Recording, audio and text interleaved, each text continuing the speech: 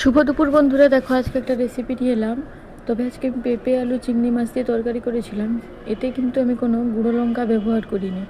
এখানে শুধু একটু হলুদ ব্যবহার করেছিলাম আর একটু হালকা পেঁয়াজ, টমেটো আর কাঁচা লঙ্কা কুচি দিয়ে আমি কিন্তু রান্নাটা কমপ্লিট করেছিলাম।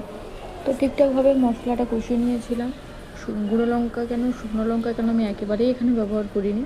যেভাবে গরম প্রতিদিন বেড়েই যাচ্ছে, এগুলো খাওয়া মানেই শরীরের পক্ষে ক্ষতিকর। তো ওর পরেই মশলাটা ভালো করে কষিয়ে নিয়ে পেঁপে আলু দিয়ে দিয়েছিলাম। পেঁপে আলুটা কিন্তু আমি আগে থেকে ভেজে রেখেছিলাম। এরপর আমি ভেজে রাখা চিংড়ি মাছটাও ভালো করে দিয়ে দিলাম। তবে আজকে কিন্তু পেঁপে আলুর পরিমাণে চিংড়ি মাছ অনেকটাই বেশি আছে। আমার না, সত্যি বলতে কি, চিংড়ি মাছটা খেতে আমার সত্যিই খুব ভালো লাগে।